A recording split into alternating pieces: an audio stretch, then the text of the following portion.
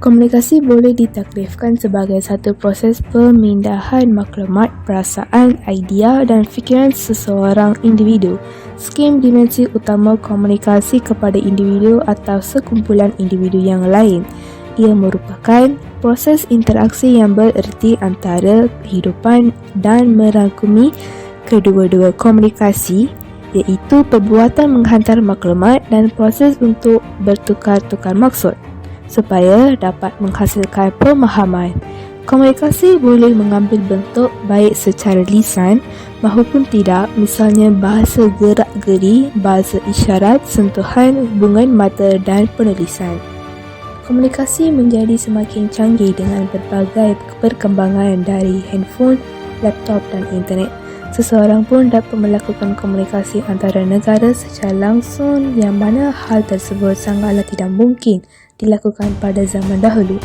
Masyarakat zaman dahulu sendiri masih menggunakan berbagai alat komunikasi tradisional yang mana penyampaiannya dapat memakan waktu cukup lama. Terdapat beberapa alat komunikasi tradisional yang paling sering digunakan oleh masyarakat di berbagai negara. Antaranya ialah batu dan kayu. Sebelum ditemukannya kertas, masyarakat zaman dahulu sering menggunakan media batu dan kayu. Biasanya kayu akan dibuat runcing agar dapat menguris permukaan batu yang akan dipakai untuk menulis. Seterusnya ialah telefon kaleng. Telefon kaleng sendiri sempat dipasarkan secara komersial sebelum akhirnya mulai digantikan oleh telefon listrik. Saat ini, telefon kaleng digunakan untuk sarana pendidikan bagi para siswa. Selain menggunakan kawat, benang juga dapat menjadi penghubung antara kaleng yang satu dengan yang lainnya dengan catatan benang tidak dalam keadaan renggang. Selain itu, burung merpati juga merupakan medium berkomunikasi masa yang cukup popular. Nantinya, burung merpati tersebut dilatih untuk dapat mengirimkan pesan dalam jarak yang jauh dan mampu kembali ke tempat asalnya. Alasan mengapa burung merpati dijadikan media komunikasi ialah kerana dianggap memiliki daya ingat dan naluri untuk kembali yang kuat. Terdapat juga pelbagai perkembangan media komunikasi pada zaman sekarang juga. Antaranya ialah radio. Radio adalah alat komunikasi yang sangat penting sejak ditemukan. Radio berguna untuk dapat menerima informasi berupa suara atau signal dengan menggunakan gelombang elektromagnetik. Walaupun alat komunikasi saat ini semakin canggih, radio tetap digunakan dalam menyampaikan informasi. Selain itu juga komputer. Ia merupakan mesin bulat atau cara yang direka untuk membaca dan melaksanakan urutan sesebuah senarai arahan yang membuatkan ia melakukan operasi aritmetik dan logik berdasarkan angka binari.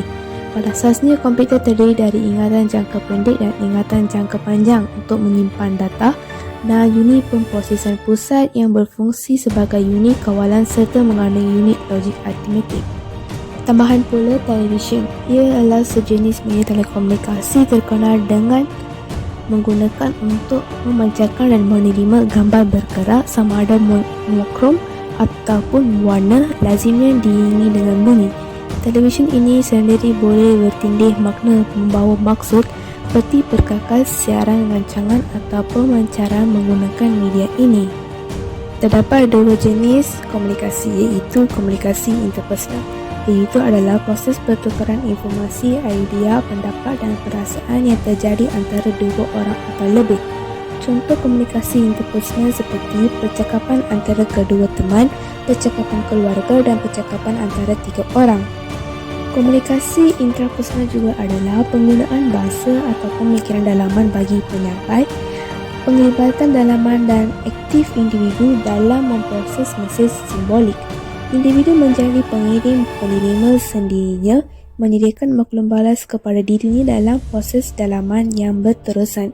Ia amat berguna untuk membayangkan komunikasi dengan diri berlaku dalam pemikiran individu dalam model yang mengandungi seorang pengirim, penerima dan lingkaran.